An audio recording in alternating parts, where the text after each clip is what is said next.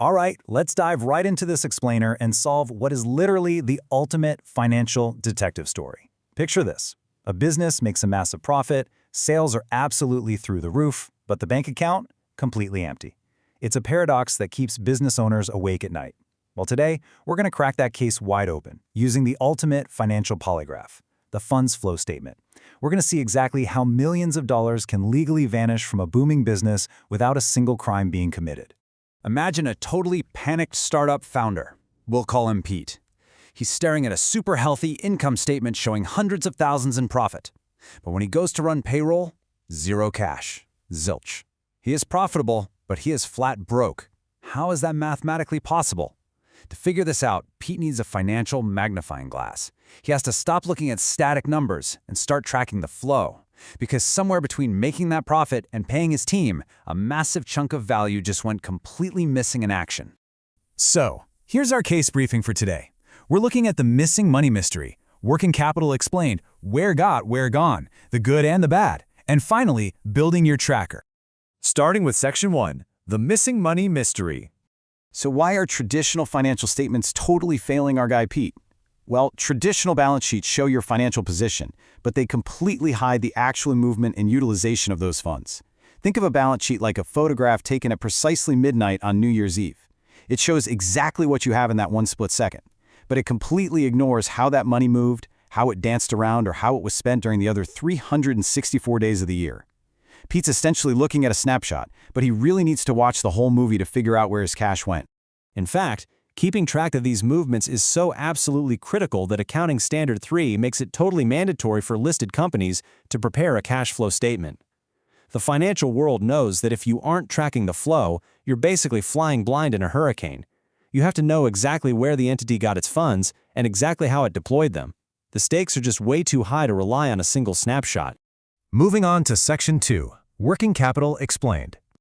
Now, if we're going to track the flow of funds, we first need to agree on what a fund actually is. Academics and financial pros use a very specific definition here. Fund means working capital. Put simply, that's your current assets minus your current liabilities. We're talking about the liquid resources you actually have on hand right this second to keep the lights on, keep the coffee brewing, and keep the business running. It's literally the lifeblood that keeps Pete's startup breathing day after day. To really track this flow, we've got to look at the dynamic between two very different financial worlds. On one side, you have your short-term current accounts. So that's your cash, your debtors, your unsold inventory, basically stuff that converts to cash within a year. On the flip side, you have the heavy lifters, non-current accounts. This is your long-term stuff, land, huge machinery, decade-long bank loans. The mystery almost always involves crossing the border between these two specific worlds. And here is the golden rule, guys. A flow of funds only occurs when a transaction affects both a current and a non-current account. Think about it. If you use cash to buy inventory, you're just trading one current asset for another current asset. Net change? Zero. But if you use cash to buy a massive piece of factory machinery, boom, you just crossed the boundary. Your net working capital decreased. Those funds have officially flowed out of your daily operations and into your long-term infrastructure. All right, on to Section 3, Where Got, Where Gone. I absolutely love this nickname because it perfectly describes what we're doing as financial detectives here. This table acts as our suspect lineup. You've got your sources on the left, the where got, and your applications on the right, the where gone. Did you get funds from operations or maybe by issuing new shares? Now look to the right. Did you use those funds to buy fixed assets or pay out dividends?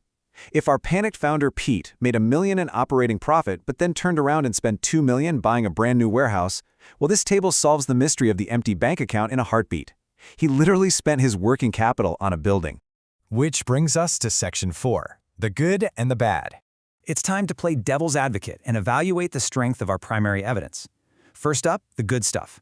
Have you ever wondered why banks absolutely demand this statement before they give you a loan? It's because it indicates your true liquidity position. A bank doesn't just care that you're profitable on paper. They want to see your effective use of working capital. They need to know for sure that you can handle a new term loan without accidentally suffocating your daily operations, or, missing payroll. It's a huge aid for future financial planning.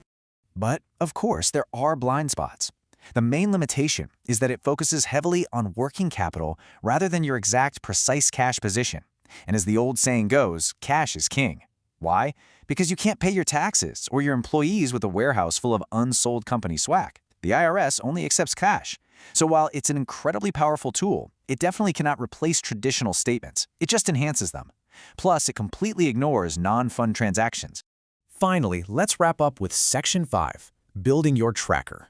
So how do we actually construct this financial evidence board without getting completely lost in the weeds? Well, preparing this statement is actually a super straightforward 3-step procedure. Step 1 is the adjusted profit and loss account. Step 2 is your schedule of changes in working capital. And Step 3 is determining other sources and applications, which captures all the big moves like selling off assets or taking on new long-term debt. Let's look a little closer at how these steps interact. Step 1 is all about finding the actual funds generated from your daily business operations. To do this, you have to eliminate non-fund items. Think about depreciation for a second. It's an expense on your income statement, so it reduces your paper profit, but you didn't actually write a physical check to a guy named Depreciation, right? It didn't use real funds, so we add it back. Then, Step 2 acts as your measuring stick, comparing your current assets and liabilities year over year to find the exact net working capital changes.